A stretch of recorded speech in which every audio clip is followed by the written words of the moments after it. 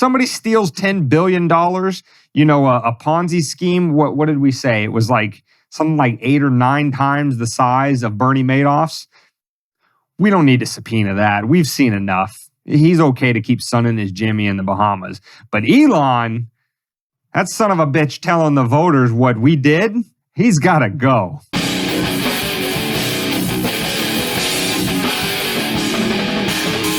You want to jump Please, into before we Epstein get canceled. segment? Yeah. Before we get Epsteined.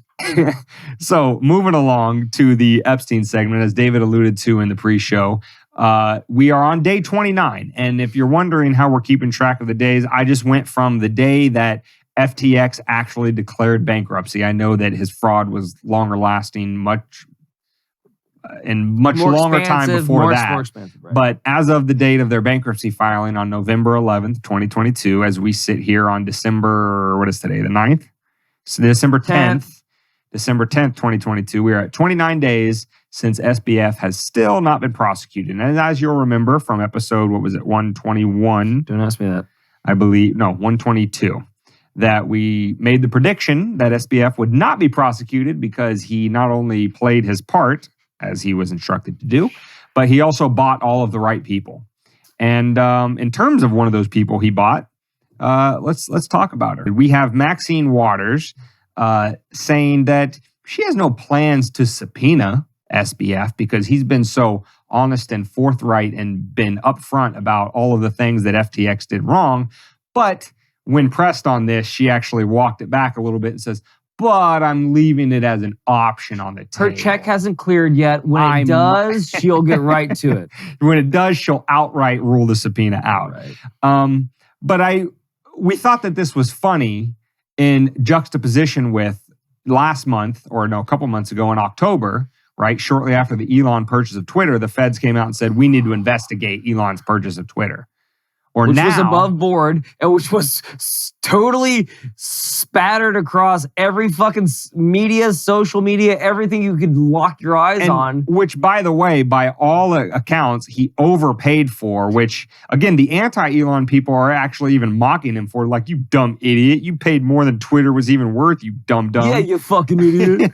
All for free speech? What a fucking moron this guy is. He has morals and values. What a fucking idiot. So this guy holds himself to a higher standard than the rest of us, just jerking off and doing whatever we want. So unbelievable. The feds took about 5 seconds to announce that they were going to not only investigate his purchase, but since then have reiterated that they're going to continue to keep him under the microscope because his ownership poses national security threats to the United States. When you hear that, just read in parentheses after it. The United States regime.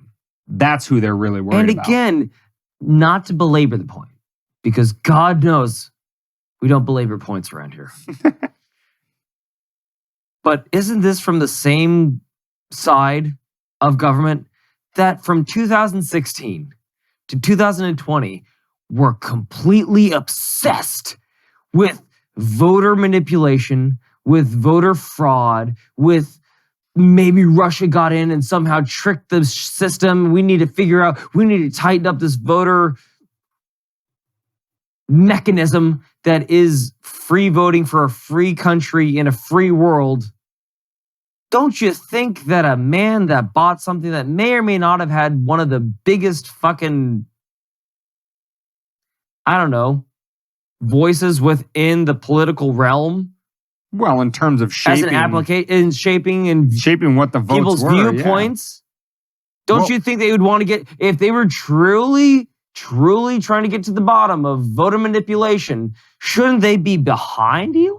We talked about it in the beginning of early 2021 that it was something like 16%, which is a lot of people. 16% of Biden voters said that they could possibly have had their vote impacted if they had known more about the Hunter Biden laptop story, which the current owners at that time of Twitter nuked.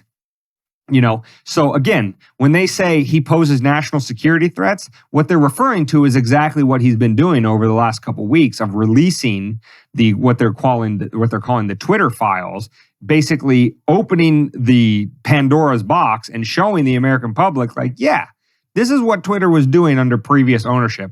All the things that the conspiracy theorists were saying that they were throttling, right-wing voices, or they were throttling stories to influence the election, et cetera, et cetera. Yeah, they were doing that just like we all knew they were, but now we actually have the receipts and everybody can see them.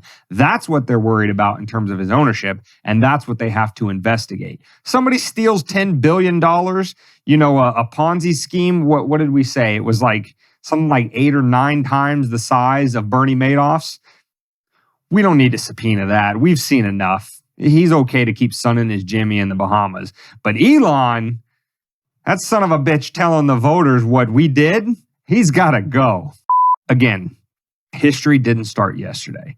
There were no massive investigations, as there should have been, when things like MKUltra were going on, or the Tuskegee experiments, or COINTELPRO, or Iran. Midnight Climax. That's a fun one.